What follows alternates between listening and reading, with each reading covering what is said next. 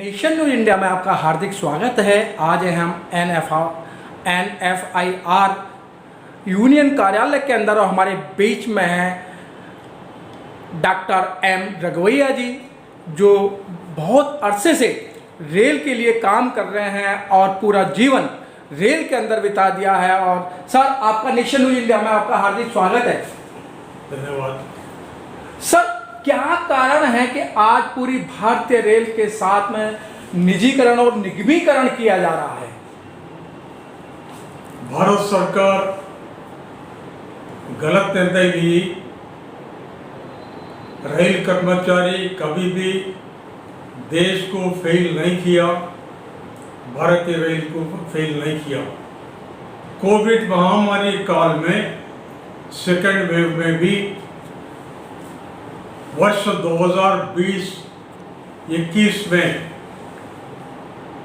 भारतीय रेल में रेल कर्मचारी निष्ठा से काम करके 1233 मिलियन टन फ्राइट रवाना करके पुराना 150 साल का रिकॉर्ड तोड़ दिया। ये कोविड काल में हुआ। ये कभी भी भारतीय रेल के चरित्र में इतना इम्प्रूवमेंट नहीं थी।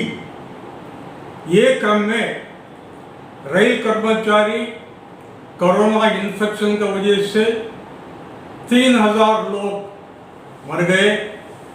वो कर्मचारियों को आज तक यश ग्रेशिया नहीं मिली, लेकिन हमारा कर्मचारी आज भी निष्ठा से देश के हित में गाड़ी चला रहा है। ये क्रम में भारत सरकार का निर्णय प्राइवेटाइजेशन के लिए मॉनिटाइजेशन करने का निर्णय 23 तारीख अगस्त निर्मला सीतारामन जी का अनाउंसमेंट, ये अनाउंसमेंट से रेल कर्मचारी दुखित हो गए। NFIR देश को बचाने के लिए, भारतीय रेल को बचाने के लिए 13 तारीख सितंबर से 18 सितंबर तक पूरा भारतीय रेल में प्रोटेस्ट करने का एक निर्णय ले लिया। आज हर जगह प्रोटेस्ट चल रहा है।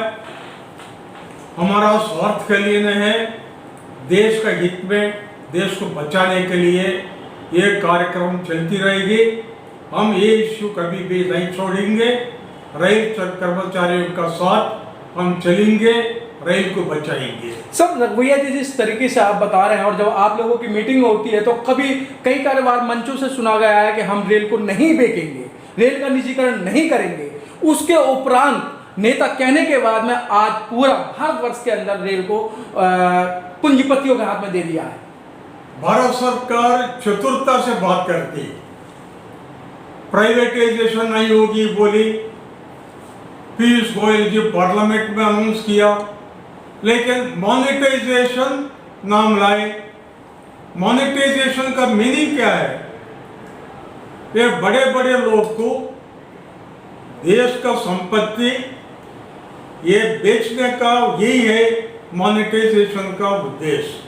सर, अभी देखा गया है कि आप लोगों की मीटिंग हुई है, उस मीटिंग के अंदर कुछ प्रस्ताव पास हुए हैं कि जो नई दिल्ली के रेलवे स्टेशन के आसपास DRM ऑफिस है, रेलवे क्वार्टर्स है, स्टेडियम, इनको भी सरकार खत्म करने जा रही है। तो इनकी मंशा क्या है?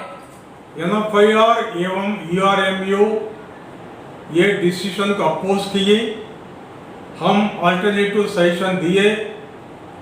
हमारा URMU के जनरल सेक्रेटरी BC शर्मा भी जॉइंट मीटिंग में ये इशू पे एक्सप्लेन किया और नेशनल लेवल पे हम डील करेंगे। ये कारण क्या है? जो है रेल का जमीन, वो जमीन बाहर लोग को देने का दुरुद्देश्य है भारत सरकार का। वो अमल करने के लिए ये न्यू दिल्ली स्टेशन डेवलपमेंट का एक प्ली ले लिया।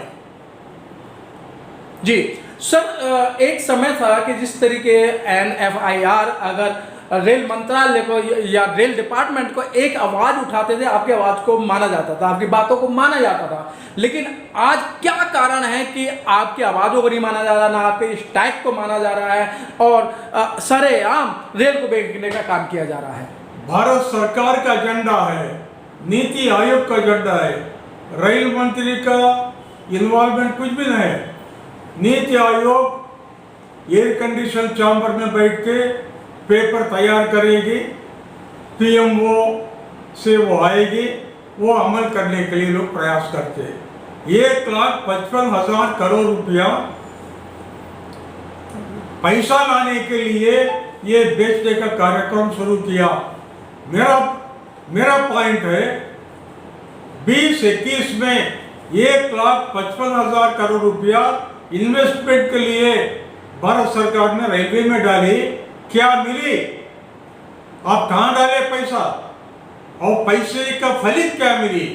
रेट ऑफ रिटर्न क्या है? एनएफआईआर से कंसल्टेशन नहीं करी।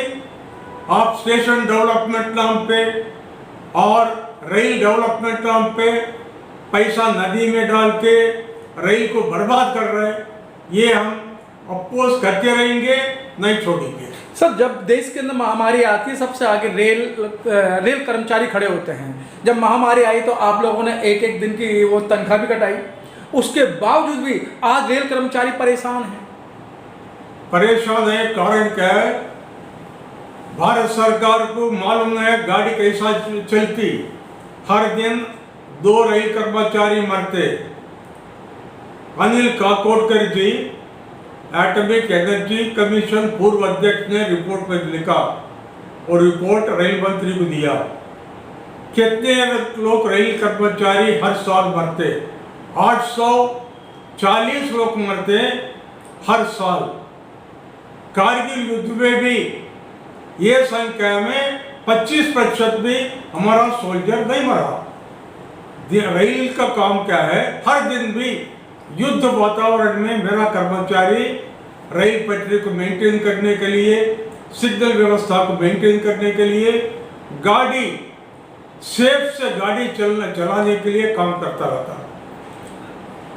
रघुवीर जी, जिस तरीके से अब फौजी मरते हैं उन्हें शहीदी का दर्जा मिल जाता है, लेकिन उससे ज़्यादा कहीं जब रेल कर्मचारी मरता है तो उसे ना तो कहीं शहीद का दर्जा दिया जाता, ना जो उसके जो आर्थिक जो पैसा है वो मिलता है। जिस तरीके से कोरोना टाइम में काफ़ी सारे 3,000 से ऊपर रेल कर्मचारी मरे, अभी तक उनको कोई भी आर्थिक सहायता नहीं दी गई, उनके परिवारों को नौकरियां नहीं दी गई।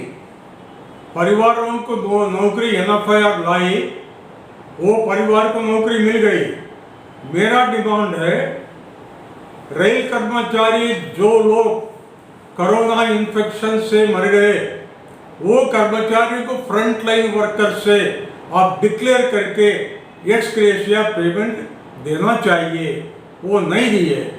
मैं कैबिनेट सेक्रेटरी के सामने रखा, पिछले मीटिंग में मैं एक्सप्लेन किया।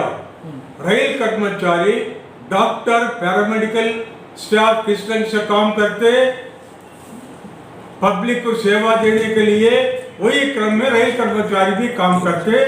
एक्स ग्रेशिया मिलना चाहिए। सर, आगामी जो योजना है आपकी, जो 13 से 18 के बीच में, वो आगामी योजना क्या है आपकी? अभी हमारा तो क्लियर कार्यक्रम है। भारतीय रेल को डेवलप करना, पहला बचाना, बाद में डेवलप करना। प्राइवेटाइजेशन को हम टोटली अपोज करेंगे। रेल कारखाना है रायबरेली में, कपूरथला में। Press the bell icon on the YouTube app and never miss another update.